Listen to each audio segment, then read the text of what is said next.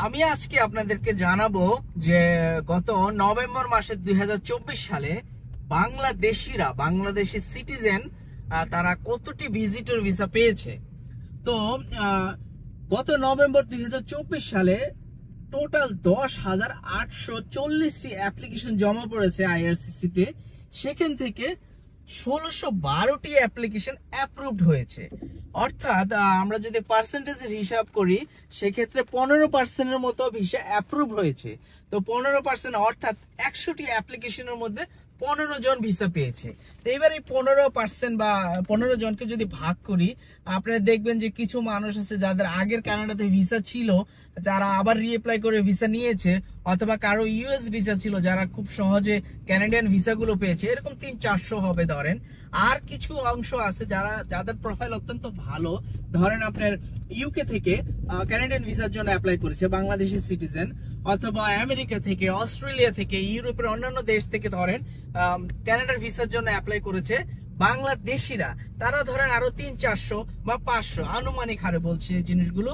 বাংলাদেশ থেকে যদি ধরেন আনুমানিক 100টি অ্যাপ্লিকেশন জমা পড়ে, সেক্ষেত্রে অনলি 7টি অ্যাপ্লিকেশন অ্যাপ্রুভড হয়েছিল বা হচ্ছে এই মুহূর্তে।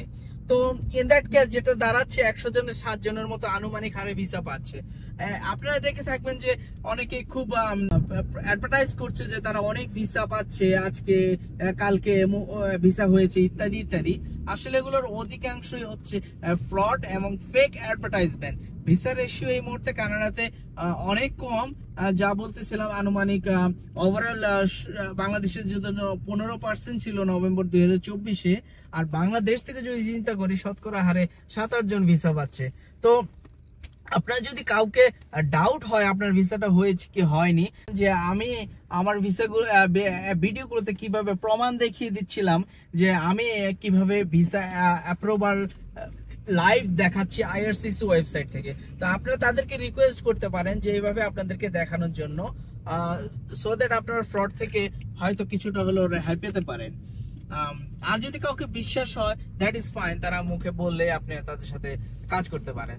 সো এই মুহূর্তে কানাডার ভিসার রেশিও কম হলো, যারা যোগ্য, যারা প্রকৃতপক্ষে ভিসা পাওয়ার যোগ্যতা রাখে বা ডিজার্ভ করে, তারা অবশ্যই ভিসা পাবে, তারা হোক 7% আর 15%।